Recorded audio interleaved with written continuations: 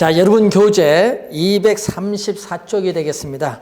자, 조세의 정가와 귀착, 여러분 상당히 중요한 부분이 되겠죠. 자, 시험 문제에 또 상당히 우리 중요한 부분이 되겠습니다. 자, 이 조세의 이 정가와 귀착에 대한 내용이죠. 자, 우선 개념부터 우선 기억을 좀 해두셔야 될 용어죠. 조세, 정가와 귀착이란 용어. 이 개념부터 정확하게 기억해두면은 정부가 생산자, 공급자, 즉 정부가 생산자, 공급자에게 조세를 부과했을 경우에 실질적으로 누가 조세를 부담하느냐. 실질적으로 누가 조세를 부담하느냐의 문제를 얘기하죠. 실질적으로 누가 조세를 부담하느냐. 이 문제를 조세 부담의 귀착이라고 합니다. 그럼 정가, 여러분 책임을 전가한다라는 얘기 많이 하죠. 정가는 떠넘기는 거죠. 떠넘긴다. 조세를 떠넘긴다는 얘기입니다. 그래서 이 정부가 생산자, 공급자에게 조세를 부과했을 경우에 생산자는 조세의 일부 또는 전부, 조세의 일부 또는 전부를 뭐를 통해서 가격 인상이죠. 조세의 전부 또는 일부를 가격 인상을 통해서 수요자에게, 소비자에게 또 넘기는 것을 우리는 조세에 있어서의 정가라고 한다. 조세, 떠넘긴다, 수요자에게. 뭐를 통해서? 가격 인상을 통해서 또 넘기는 거죠. 그래서 이 조세의 정가와 귀착은 우리는 일반적으로 수요 곡선이 우하향하고 공급 곡선이 우상향하는 한 일반적으로 수요자, 공급자 모두에게 귀착이 되는데 문제는 누가 조세를 많이 부담하느냐, 누가 조세를 적게 부담하느냐, 이 문제는 수요와 공급 곡선의 상대적 탄력성에 따라 달라집니다. 그래서 여러분 교재 234페이지에 자, 조세의 귀착 2번 보시면은 그 조세의 정가와 귀착 동그라미 2번 보시면 수요와 공급의 탄력성에 따라 부담액이 달라진다. 밑줄 그어두시면 되겠죠. 자, 그것을 우선 의미하는 개념이 되겠고, 자, 3번 끝에 또 쌍방 모두의 귀착, 수요 곡선이 우하향하고 공급 곡선이 우상향하는 한 이 세금을 우리가 세금에 있어서의 귀착은 수요자와 공급자 모두에게 귀착된다는 그러한 내용이고요. 4번 지문은 이제 설명을 좀 하도록 하겠습니다. 자, 여러분 임대주택 시장에서 자, 일반적으로 임대주택 시장에서 임대주택에 대한 임대주택은 늘 부족하기 때문에 우리는 어떻게 돼요? 이동하기가 임차인은 어렵습니다. 그래서 비탄력적이고 임대주택 공급은 상대적으로 탄력적이다. 탄력적은 완만하죠. 이때 수요와 공급이죠. 이게 세금을 부과하기 전, 자, 여러분 세금을 재산세를 부과하기 전에 임대료가 50만 원이다. 자, 이때 부과 전 거래량이죠. 자, 재산세를 부과하기 전 거래량이 이렇게 주어졌어요. 자, 수요 곡선이 우하향하고 공급 곡선이 우상향하는 일반적인 경우인데, 자, 세금을 부과했죠. 자, 여러분 임대주택 공급량이 여기인데 세금을 우리가 30만 원을 부과했다. 자, 텍스.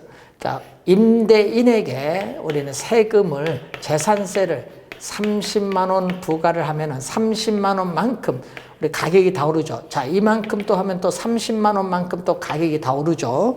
자, 이런 점들을 쭉 연결하면은 각 임대주택 공급량 수준에서 이 재산세 부과한 금액만큼 공급 곡선이 재산세 부과한 금액만큼 공급 곡선이 수직으로 상향 이동합니다. 수직으로 상향 이동하면은 이 새로운 균형점에서 우리는 임대료가 상승하고 임대주택에 대한 거래량은 이렇게 감소하죠. 임대주택 거래량은 감소하고 임대료는 이렇게 상승을 합니다.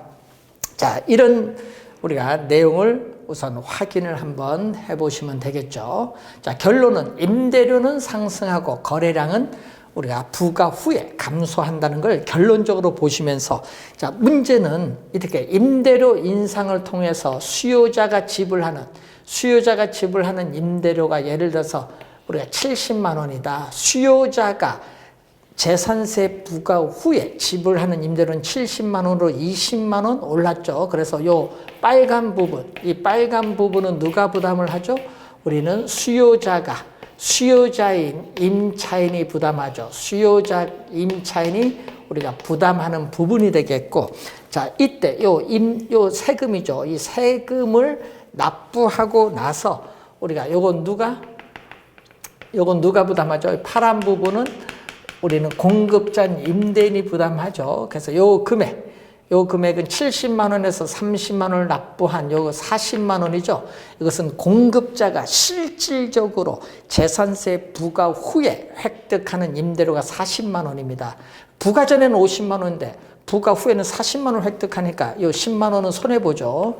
자, 이것은 공급자가 부담하는 부분이 되겠죠. 공급자가 부담하는 부분이 됩니다. 이렇게 수요자, 공급자 둘 다 부담하는데 수요자가 많이 부담하고 공급자는 적게 부담하죠. 그래서 공급 곡선이 탄력적일 때는 공급자가 적게 부담하고 수요 곡선이 비탄력적일 때는 수요자가 많이 부담한다. 그래서 항상 암기할 때는 탄력적, 탄유 이렇게 암기하면 되겠죠. 탄유로 암기하면 돼요. 탄력적일수록 세금 부담을 적게 하기 때문에 유리하다. 수요가 탄력적이면 수요자가 유리, 공급이 탄력적이면 공급자가 유리. 유리라는 것은 세금이 적게 부담하기 때문에 유리하다. 그런 얘기입니다. 그래서 암기를 탄유로 하면은 여러분이 그래프를 그리지 않고도 쉽게 우리가 문제를 풀 수가 있습니다. 자, 일반적인 경우를 묻는데, 자, 이때 이 부분이 뭐죠? 이 삼각형 면적은 세금이 부과하면은 사회적으로 이 부분은 없어져요. 세금을 부과하면 사회적으로 없어지는 이 부분을 경제적 순손실이라고 해요. 경제적 순손실, 데드 웨이트 로스라고 하죠. 경제적 순손실이라고 해요. 이 노란 부분. 세금을 부과하면은 이 부분이 수요 곡선이 우하향하고 공급 곡선이 우상향하면은 이렇게 경제적 순손실이 우리가 나타난다는 것을 그래프를 통해서 여러분이 또 확인을 좀 해두시면 되겠습니다. 자, 일반적인 경우를 묻고 우리가 예외적인 경우가 수직선, 수평선이 예외적인 경우인데, 여러분 235페이지 위에서 탄력성의 크기와 조세의 귀착 동그라미 1번, 2번 설명을 하는데, 자, 시험 문제는 이 부분이 좀 제일 많이 출제하니까 우선 제일 많이 출제하죠. 공급이 완전 비탄력적인 수직선이다. 자, 공급 곡선이 완전 비탄력적인 수직선일 때는 바로 공급의 가격 탄력성은 얼마? 제로. 공급의 가격 탄력성은 제로인 경우죠. 자, 이 경우를 또 출제를 많이 하기 때문에, 자, 수요 곡선이 이렇게 주어졌습니다. 자, 이 경우에 세금을 부과하더라도 공급이 고정됐어요. 공급이 고정됐기 때문에 세금을 부과하더라도 공급 곡선이 세금 부과한 금액만큼 수직으로 상향이도 못해요. 그래서 가격은 변화가 없거든요. 자, 공급이 고정됐을 때 공급자에게 세금을 부과하더라도 어떻게 돼요? 공급 곡선이 이동하지 못해요. 그래서 가격은 불변. 자, 시장에서의 가격은 변하지 않는다. 자, 가격은 변하지 않는다는 의미죠. 가격은 변하지 않기 때문에 수요자에게 가격 인상을 통해서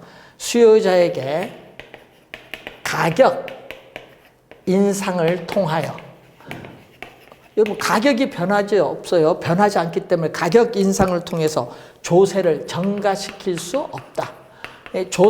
조세를 전가시킬 수 없다. 수요자에게 가격 인상을 통해서 조세를 전가시킬 수 없기 때문에 누가 다 내야 됩니까? 세금을? 공급자가 다 내야 되겠죠. 공급자가 조세를 전액 부담을 한다. 이걸 시험 문제 정답으로 많이 묻지 않습니까?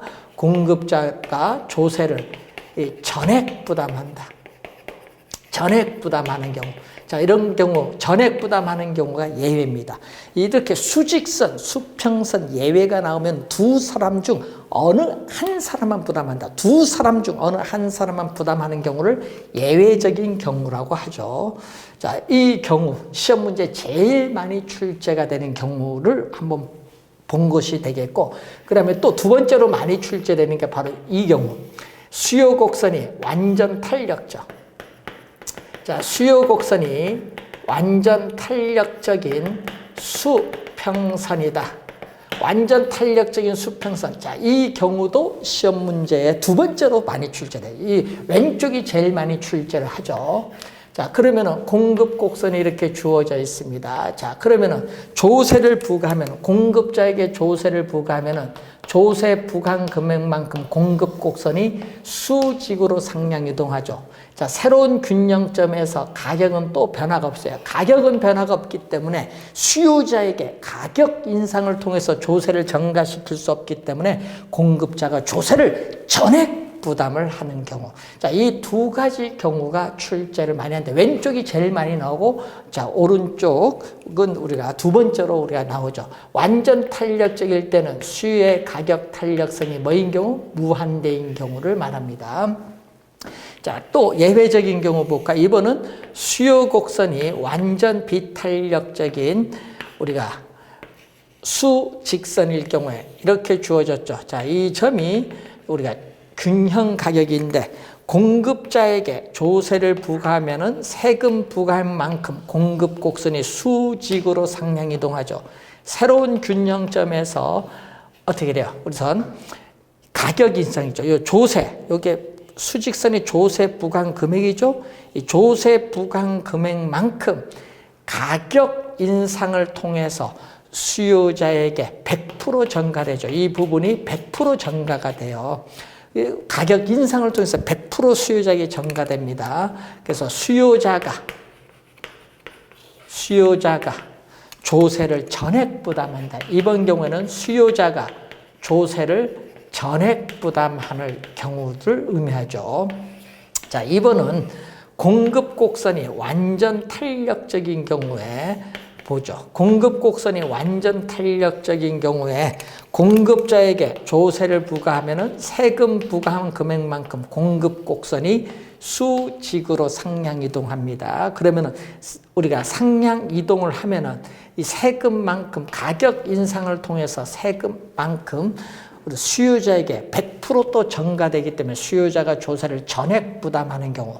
자, 요 두 가지 경우, 수직선, 수평선은 두 사람 중 한 사람만 부담하죠. 이런 경우는 예외적인 경우로서 특히 위에 두 개가 시험 문제에 자주 출제가 되는 경우를 의미합니다.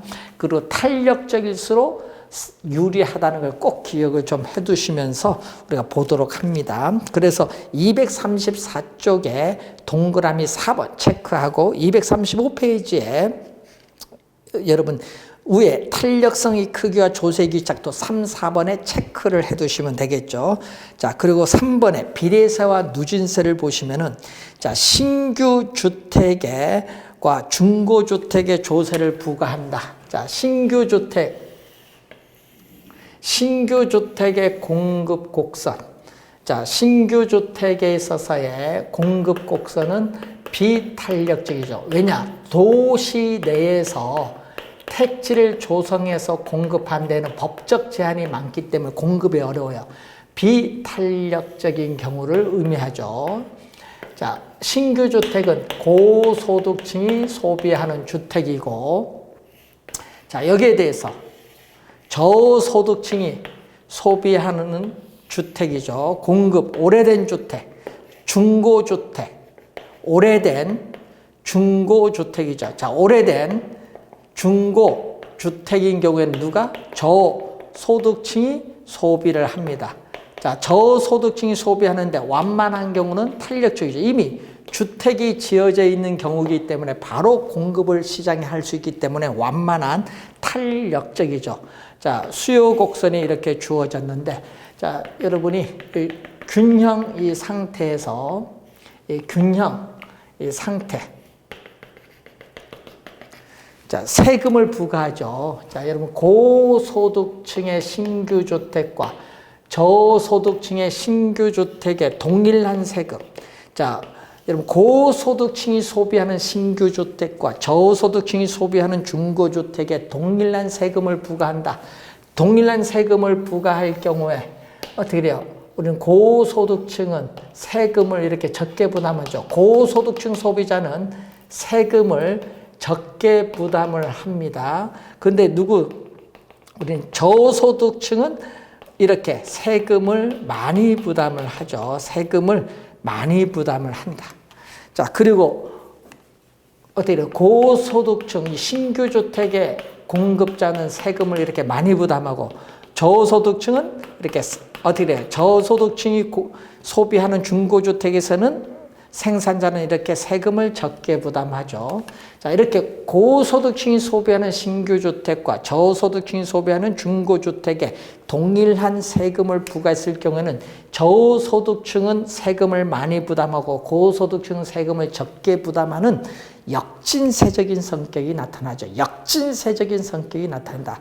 여러분, 소득이 낮을수록 세금을 더 많이 부담하는 역진세적인 성격이 나타나기 때문에 고소득층이 소비하는 신규 주택에는 세율을 높게 적용하고 저소득층이 소비하는 오래된 중고주택에서는 세율을 낮게 적용함으로써 차등과세를 하는 것이 바람직하겠다고 볼 수 있죠. 자, 그 내용이 235페이지에 1번과 2번 지문에 나오는데, 자, 여러분 1번 지문 끝에 역진세 밑줄, 역진세. 자, 235페이지 중간 비례세와 누진세 동그라미 1번 끝에 역진세 밑줄 그어두시면 되겠습니다. 자, 그리고 236쪽과 237페이지의 그림, 여러분이 요걸 우리가 보시면서 한번 확인을 좀 해두시면 되겠고, 자, 그리고 우리가 수요의 가격 탄력성, 공급의 가격 탄력성과 조세 부담의 크기 236페이지 위에 박스를 한번 우리가 볼까요? 자, 236페이지 위에 박스를 한번 보도록 하겠습니다. 자, 수요의 가격 탄력성. 자, 수요의 가격 탄력성 대 공급의 가격 탄력성은 우리가 공급자 부담에 대해서 우리가 수요자, 공급자는 생산자, 수요자는 소비자죠. 수요자 부담을 우리가 보면 되겠죠. 자, 이것을 우리가 다시 쓰면 이렇게 쓸 수 있죠. 수요의 가격, 이 비례식을 분수식으로 나타내면 수요의 가격 탄력성, 공급의 가격 탄력성. 자, 이렇게 쓸 수 있습니다. 이 비례식을 지금 분수식으로 쓰면은, 자, 이런 식으로 쓸 수 있죠. 공급자 부담에 대해서 수요자 부담. 자, 이 지금 수식이 여러분 교재에 있어서 우리가 236페이지 위에 심화에 나와 있습니다. 자, 이때 우리가 수요자 우리가 보는데 거기 3번에 수의 가격 탄력성이, 예를 들어서 수의 가격 탄력성이 4고 공급의 가격 탄력성이 1이다. 그러면은 공급자가 소비자보다 4배 더 부담한다 얘기죠. 이 관계에 있어서 보시면은. 자, 그러면은 관련해서 수요가 탄력적이고 공급이 비탄력적이죠. 수요가 탄력적이니까 수요자가 세금을 적게 부담하고 비탄력적인 공급자가 세금을 더 많이 부담하는데 얼마나 많이 부담하느냐?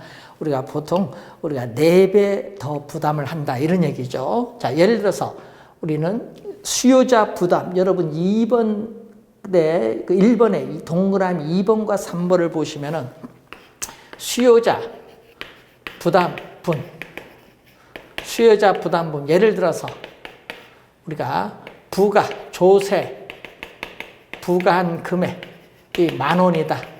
조세 부과한 금액이 10,000원이다. 그럼 10,000원. 자, 수요자 부담분, 공급자 부담분 이렇게 주어지면은 이 조세 부과한 금액이 10,000원이다. 그 10,000원에서 얼마죠? 우리가 4대 1이죠. 4대 1이니까 얼마?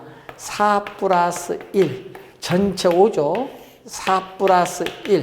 전체 5에서 수요자는 얼마 차지하고 있다. 자, 수요자 부담부는 얼마? 전체 5에서 얼마를 차지해? 2를 차지하고, 공급자는 전체 5에서 4를 차지하고 있다. 이런 얘기죠. 자, 그 내용이 여러분 거기 숫자에 우리가 나와 있는 그러한 내용이 되겠습니다. 그럼 5분의 1이니까 얼마? 이 세금 10,000원 중에 5분의 1인 2,000원은 수요자가 부담하고 나머지 8,000원은 우리가 공급자가 부담하죠. 그래서 공급자가 수요자에 비해서 몇 배? 4배 더 많이 부담한다. 예? 공급자가 수요자에 비해서 4배 더 많이 부담한다는 그러한 내용이죠. 자, 이 내용을 이제 여러분이 우선 확인을 한번 해보시면 되는 그러한 내용이 되겠습니다. 자, 관련해서 우리가 공급자 부담, 수요자 부담 관련해서 우리가 확인을 해보는 그런 내용, 그 숫자를 넣었을 때 우리가 계산을 어떻게 하느냐, 이것을 한번 확인해 보시면 되겠습니다. 자, 여러분 헨리 조지가 또 우리가 출제를 또 많이 하죠.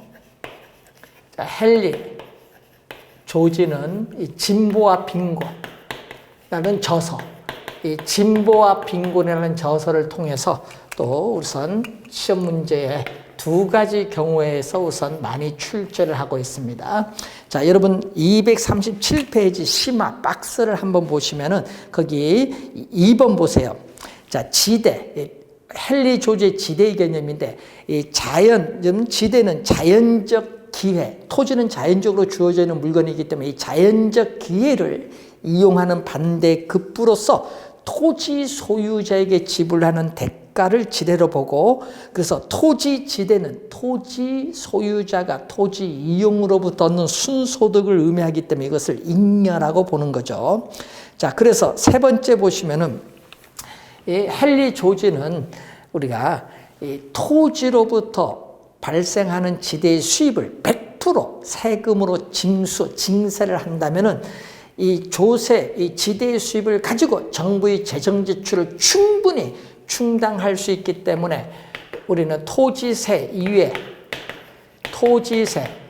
토지로부터 발생하는 지대의 수입에 대해서 100% 세금으로 징수한다면은 이 지대의 수입을 가지고 이 토지로부터 발생하는 지대의 수입에 대해서 100% 조세를 부과했을 경우에는 100% 조세로 부과를 하여 징수를 한다면은 우리 정부의 재정 지출을 충분히 충당할 수 있기 때문에 토지세 이외의 모든 조세는 철폐하자. 토지세 이외의 모든 조세는 철폐하자고 주장을 하죠. 즉 토지에 대한 뭐를 주장한다? 단일세를 주장합니다. 토지에 대한 단일세를 주장을 하죠. 싱글 텍스라고 합니다. 토지에 대한 단일세를 우리가 주장을 우선 하게 된다는 그러한 내용을 하나 확인을 해 보시면 되겠습니다. 자, 그래서 여러분이 거기에 3번 끝에와 4번 지문, 3번 끝에와 4번 지문 시험에 자주 출제가 되는 내용 좀 기억을 해 두시고, 자, 그리고 그러면 3번 끝에 우리는 토지의 몰수가 아닌 지대의 몰수가라고 주장하면서 토지 가치에 대한 조세 이외의 모든 조세를 철폐하자고 주장했다. 토지에 대한 단일세를 주장한 겁니다. 자, 그리고 밑에 7번과 8번을 보면은 헨리 조지는 토지의 공급이 완전 비탄력적이다.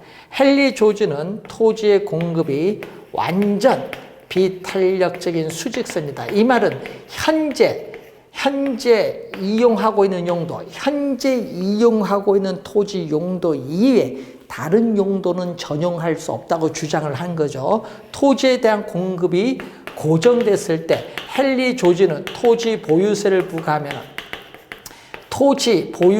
헨리 조지는 토지 보유세를 부과하면은 뭐를 한다? 토지에 있어서의 공급량은 변화가 없다. 불변. 토지 보유세를 부과하더라도 토지 공급량은 고정되어 있죠. 고정되어 있어 변화가 없기 때문에 어떻게 돼요? 여러분 세금을 부과하면 공급량이 감소해야 되는데 공급량 자체가 세금을 부과하기 전과 마찬가지로 변화가 없어요. 그렇기 때문에 자원배분의 왜곡을 초래하지 않는다. 자원배분의 왜곡을 초래하지 않는다. 자원배분의 왜곡을 초래하지 않는다. 자, 요것을 우선 또 어떻게 돼요? 32회 시험에 출제했죠. 이걸 우리 뭐라고 하죠? 뭐라고 출제했어요? 이걸 토지세의 중립성이 나타났다. 이 중립성이라는 용어를 출제했었죠. 중립성. 토지세의 중립성이 나타났다고 하는 그러한 내용인데 이 토지세의 중립성 여러분 교재에 없지만 이 용어를 하나 또 기억을 좀 해두셔야 되겠습니다. 토지세의 중립성이 나타났다. 이런 얘기고, 자, 여러분 교재 238페이지에 6번 양도소득세와 토지 보유세의 경제적 효과인데 1번 지문을 또 출제를 많이 합니다. 1번 지문. 주택 가격이 급등하고 있습니다. 자, 주택 가격이 급등하고 있을 때 정부는 주택 가격이 급등하고 있을 때 주택 가격을 안정시켜야 되겠다. 주택 가격을 안정시킬 목적으로 양도소득세를 중과세를 하죠. 자, 양도소득세를 중과세를 하게 되면은 주택 소유자는 주택을 처분하면은 세금을 많이 하기 때문에 주택을 처분하지 않죠. 주택을 처분하지 않고 계속 뭐 하죠? 보유를 합니다. 그렇기 때문에 시장에 주택을 팔려고 하는 주택이 점점 줄어들어요. 주택 공급이 줄어드는 주택 공급의 동결 효과가 발생한다. 자, 용어 좀 어렵습니다. 주택 공급의 동결 효과가 발생한다. 네? 네, 락킨 이펙트라고 하죠. 주택 공급의 동결 효과가 발생하면서 주택 가격이 오히려 양도소득세, 주택 가격을 안정시킬 목적으로 양도소득세를 중과세했더니 주택 가격 오히려 상승할 수도 있다. 주택 가격이 오히려 상승할 수도 있다는 문제가 있습니다. 자, 이걸 또 많이 출제했고, 또 우리가 32회 시험 작년에 또 양도소득세를 전가시킬 수 있죠. 자, 여러분 주택 소유자에게 양도소득세를 중과를 하게 되면은 또 양도소득세를 우리 처분 시에 많이 우선 내야 되겠죠. 그렇기 때문에 우리는 건물에 대한 주택에 대한 투자가 줄어들면서 우리가 공급이 줄어들면서 임대료가 상승해요. 그래서 임대료 인상을 통해서 또 소유자가 이용자에게 전가시킬 수 있습니다. 양도소득세도 전가가 된다는 내용을 또 출제를 또 했습니다. 자, 그리고 238페이지에 거기 2번 볼까요? 자, 부동산에 대한 보유세인 재산세나 종합부동산세를 중과할 경우에는 보유에 따른 세금 부담이 높아지니까 주택에 대한 수요가 감소하죠. 주택에 대한 수요가 감소하면서 부동산 가격이 안정되고 또 투기를 방지하는 그러한 특징이 나타나고 있습니다. 자, 그리고 3번 볼까요? 토지 이용을 특정 방향으로 유도하기 위해서 토지 보유세를 부과한다. 부과할 경우에는 토지 용도에 따라 세금을 달리 부과됩니다. 그래서 토지 용도에 따라 우리는 세금을 달리 부과를 해야 된다. 세금을 달리 부과를 해야 된다. 자, 우리 출제용 교재 이렇게 나와 있죠. 그래서 토지용을 특정 방향으로 유도하기 위해서 정부가 토지 보유세를 부과할 경우에는 토지 용도에 따라 세금을 달리 부과를 해야 된다. 또 시험에 벌써 2번 출제된 내용이고, 자, 4번 토지 공급 곡선이 이렇게 완전 비탄력적일 경우에 토지 보유세를 부과하더라도 자원 배분의 왜곡을 초래하지 않는다. 이걸 토지세의 중립성이 나타났다고 한다라는 것을 또 기억을 좀 해두셔야 되겠습니다. 자, 이런 우리가 내용인데 조세 정책에 대해서 우리가 매년 한 문제 출제를 하죠. 그래서 부동산에 있어서 이 조세 정책에 대해서 또 매년 한 문제 출제가 되고 있는 그러한 내용이기 때문에 잘 정리해서 우리가 살펴봐야 되겠습니다. 최근에 우리가 부동산 정책 이론에서 과거에는요, 4문제 정도 출제되다가 최근에는 7문제 정도 내외로 출제되고 있습니다. 그래서 정책에서 많이 출제된다는 것은 그만큼 개론이 더 쉬워진다는 의미죠. 그래서 정책 이론은 여러분 틀리지 않도록 잘 정리해서 우리가 공부를 하도록 하겠습니다.